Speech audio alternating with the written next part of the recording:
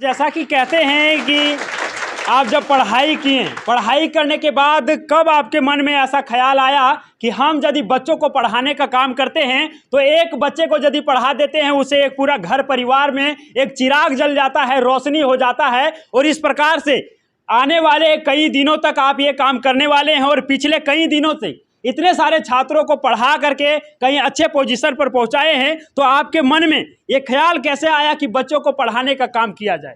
Sir actually में अगर सच बताया जाए तो हम क्लासेस में भी ओपनली कहे हैं कि कभी हमको पढ़ाने का शौक नहीं था, यहाँ तक हमको अपना मजबूरी लाया है।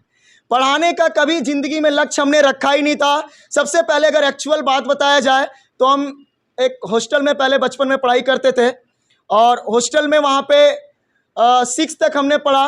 तो पापा मम्मी फिर हॉस्टल से निकलवा दिए, बोले कि पैसा नहीं है, तो वहाँ से फिर हमने हॉस्टल छोड़ दिया। फिर गांव के एक सरकारी स्कूल में नाम लिखवा दिया गया। 10th तक वहाँ पास किए। 10th के बाद जब हज़ारीबाग आए तो घर वालों से सीधा क्लियर हो गया कि भैया हमारे पास पैसा नहीं है, आप अपना देख लो, जहाँ भी जाना है जो करना है कर लो। तो 10th के बाद एक यहाँ भैया हमारे रहते थे, उन्होंने सपोर्ट किया और उनके सपोर्ट के बदौलत हमने 12th पास किया। लेकिन 12th पास करने के बाद मेरे पास कोई ऑप्शन नहीं था, तो हम फिर 12th पास करने के बाद बाहर जॉब करने चले गए और एक साल हमने जेसीबी में काम किया। 1 साल जेसीबी में चलाने के बाद हमारे पास लगभग लाख रुपया जुगाड़ हो चुका था।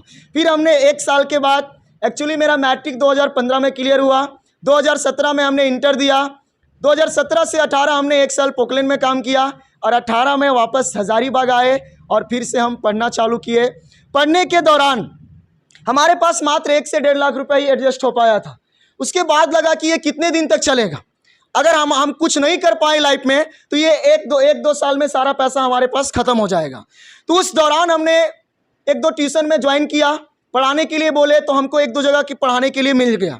तो फिर हम वहाँ पे पढ़ाते फिर बच्चों के प्रति जब देखे कि यार यहाँ एजुकेशन का जो लाइनअप है वो बिल्कुल अलग है, बिल्कुल अलग है। बच्चों के प्रति यहाँ पे सिर्फ सिलेबस खत्म किया जा रहा है, बच्चों के लाइफ में क्या चल रहा है, उसके कैरियर में क्या होने वाला है, वो रूम जाके क्या सोचता है। हम तो यहाँ पढ़ा दिए, बच्चा रूम जाके पढ़ पा रहा है या नहीं पा रहा है, उसके पर्सनल लाइफ में क्या चल रहा है, वो अपनी समस्याओं से कैसे जूझ रहा है, इन सब बातों से टीचरों को कोई मतलब ही नहीं था।